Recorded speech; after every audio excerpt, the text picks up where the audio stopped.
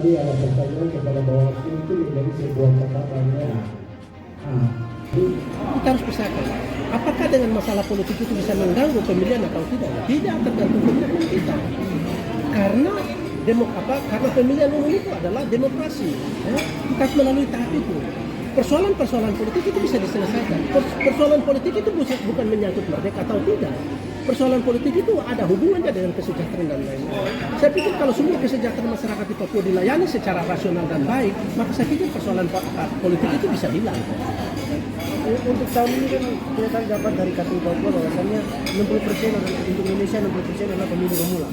Keberhasilan sebuah pemilu sangat ditentukan oleh berapa kemenangan yang dicapai.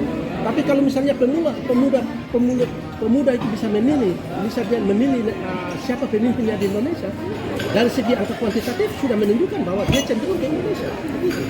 Kalau saya katakan money politik itu waktu, jangan lupa bahwa pada saat elit cari suara dan dia membeli suara, maka hak rakyat itu sudah tidak ada. Karena apa? Dia akan menentukan pilihan-pilihan dia pada saat memimpin. Dia mengatakan ketika suara saya sudah beli itu. Jadi rakyat tidak punya hak lagi. Suara rakyat itu ada di uang. Dan jangan lupa itu adalah bom waktu.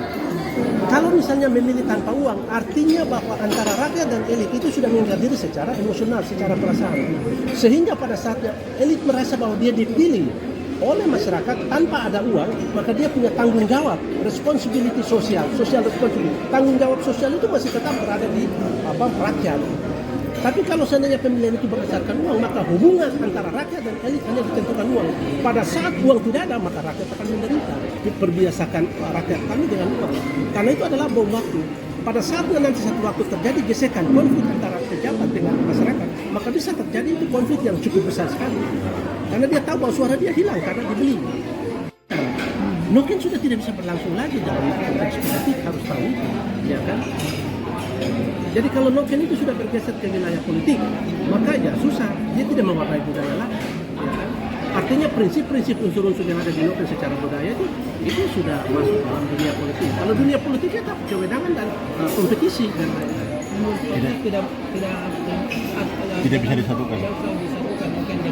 Ya tidak bisa disatukan. Tidak bisa disatukan. Terutama sistemnya, bukan Nokennya. Kalau Noken itu sebagai alat untuk mengumpul suara boleh-boleh, tapi sistem Noken yang di bawah, nah kan sistem Noken itu kan ditentukan oleh kepala suku, yang menentukan suara kan kepala suku. Nah kalau sistem itu dipakai pemilu tidak demokrasi kan? Menurut kacamata nasional harus bisa dibedakan itu. Kira-kira begitu kan? Kira-kira itu efek sosiologisnya seperti itu.